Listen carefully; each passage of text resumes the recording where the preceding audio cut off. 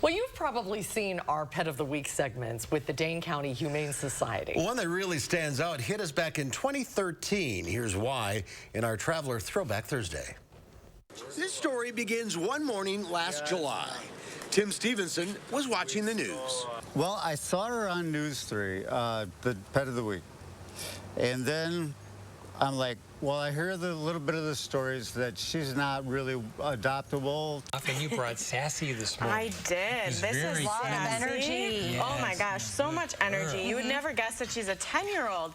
Older dogs can sometimes be hard to place. And I'm like, well, just because she's 10 years old and she's got a few problems doesn't mean anything, and I'm not going to let her die just because of all that. Just because she's 10 years old, I'm like, heck, that's an old lady I can catch up to.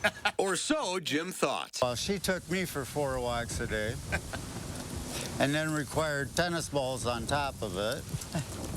So, yeah, I'm thinking, well, this is a 10-year-old dog. She's going to be easy on me. Oh, no.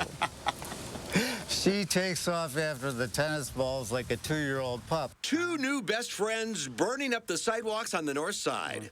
That's a pretty good story. But this one doesn't end there. You see, Tim's a diabetic. First thing I do in the morning, you know, and she's got to go out, and I'm like, just a minute, I got to check my blood. And she's sitting right by me.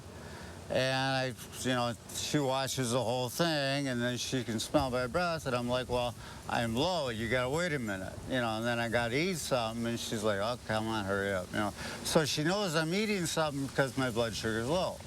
And she's putting two together after the first month.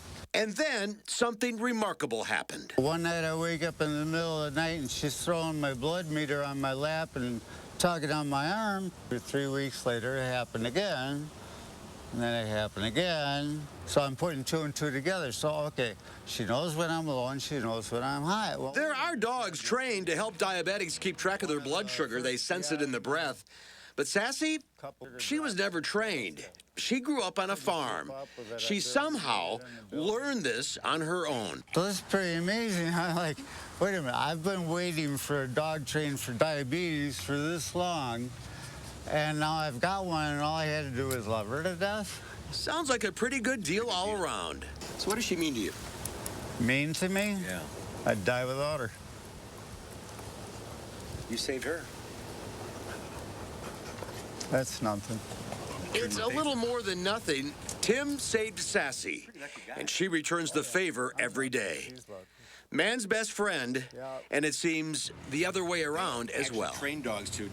Traveling in Madison, I'm Mark Kane, WISC News 3. What a remarkable story. It was I got goosebumps watching it again. Yeah. A trained diabetes dog, by the way, costs around $25,000, and that doesn't include regular dog maintenance stuff, and insurance companies don't pay for it. Wow. And Sassy just learned it. That's incredible. Yeah, That's incredible. Pet of the week. Pay attention. Yes, right.